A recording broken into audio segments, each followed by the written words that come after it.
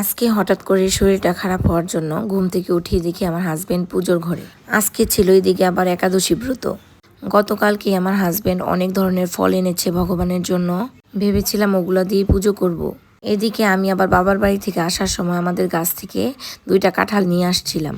কাঁঠালগুলো যখন আমার ভাই পেড়ে দিয়েছে তখন মা আমাকে বারবার বলে দিয়েছে যে কাঁঠালগুলো ঘরে রাখলেই পেকে যাবে, কাঁঠালগুলো একদম আর কি পাকাপোক্ত হয়ে গেছে।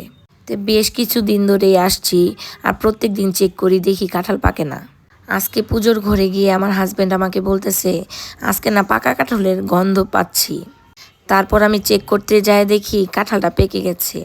তারপর আমি আমার হাজবেন্ডকে বললাম কাঁঠালটাই তাহলে পুজোতে দাও। আমরা আমাদের বাসায় আর কি এখন পর্যন্ত আম কাঁঠাল দিই নাই, আজকেই প্রথম আম কাঁঠাল দিয়ে পূজা করব। আর কাঁঠাল পাকার দিনটা কত সুন্দর দেখেন।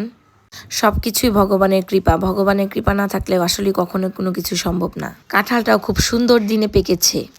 তারপর আমার হাজবেন্ড সব ফল টল রেডি করে ভগবানের উদ্দেশ্যে নিবেদন করে পুজো শুরু করলো। পুরুষ মানুষ হিসেবে পুজো করে, আমার থেকে অনেক সুন্দর করে ও পুজো করে, এটাই অনেক।